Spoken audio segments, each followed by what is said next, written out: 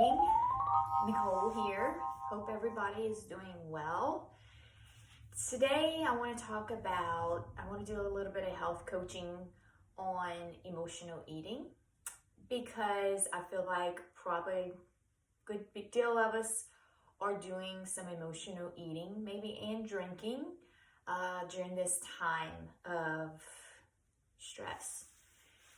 So when an individual is going through high levels of stress, most of the time they're craving foods that are high in fat or high in sugar.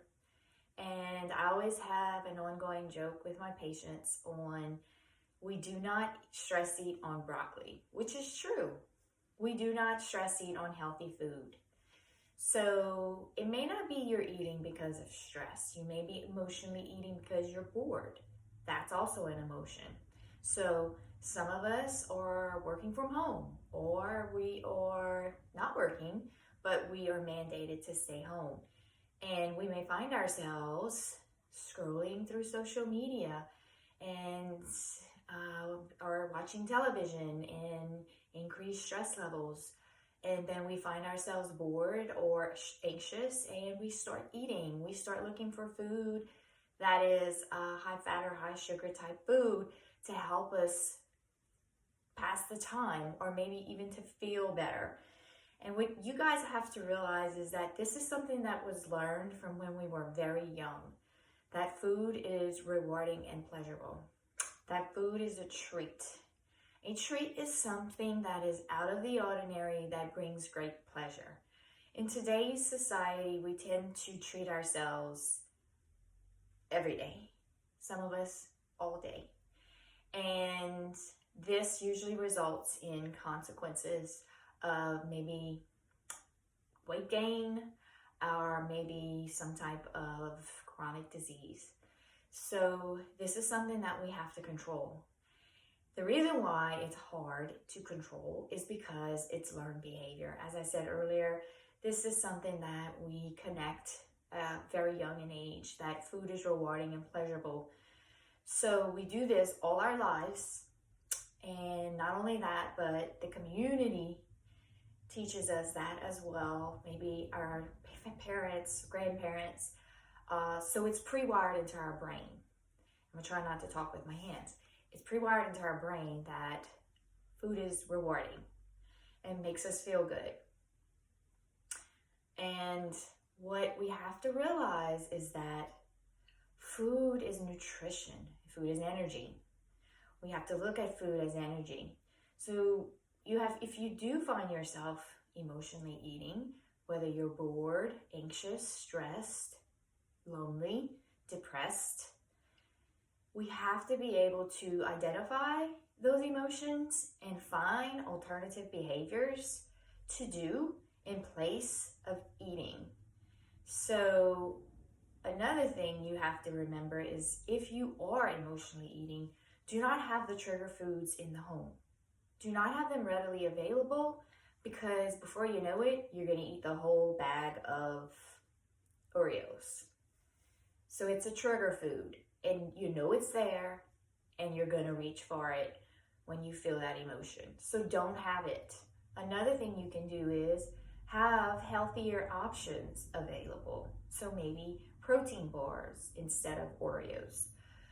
So things like that can help to decrease the amount of calories you're taking in, therefore resulting in weight gain maybe, or healthier options may not create those consequences such as long-term diseases and stuff like that from eating high-fat, high-sugar foods.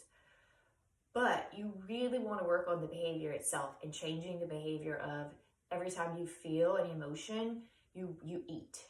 Because again, that's pre-wired into your brain. So you have to replace it with something else. You have to replace it with an alternative behavior and practice that all the time because we know that habits are hard to break.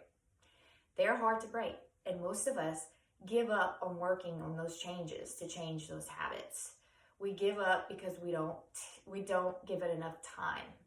And what I mean by giving it enough time, it may take you months, it may take you years, It may take you multiple tries because you're not going to be perfect at it. And it's work. To change a habit, it's work. So you have to give it some time and you have to give it effort. And most importantly, you have to be consistent. So you might want to drink a bottle of water every time you feel an emotion, or go out and take a walk every time you feel an emotion. Maybe you have a project that you're working on. Go and complete that project, or actually work on that project, so that you prevent yourself from eating high fat or high calorie foods. Find something for you to do instead of eating or binging throughout the day on food or maybe alcohol, because you may not have that consequence tomorrow, the next day, the next month, but it may catch up with you, and before you know it, you're faced with hospitalization, medication, and maybe you just might not have that chance. So you have to be very careful with how your behaviors affect you on a day-to-day basis, and work on changing those unhealthy behaviors to healthier behaviors. So I hope that helps. I want to end with a deep breathing exercise, because that's one thing you can do when you feel the desire to want to eat when you're bored, or if you're stressed or anxious, or any of those emotions I said earlier. You may want to start doing some deep breathing exercises to help calm the nervous system. So you can stand or sit, put your palms up, roll your shoulders back, sit up straight, and just relax yourself. No tension. Just for once, release the tension, and take a big inhale and exhale.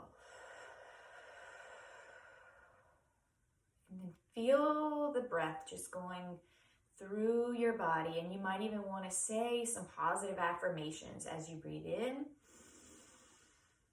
Exhale. You may want to say peace, joy, whatever brings you comfort. Again, inhale and exhale. 2 more times. Inhale and exhale.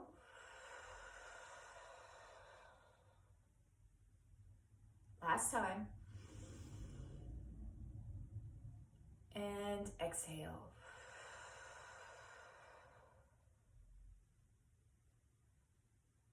Wow.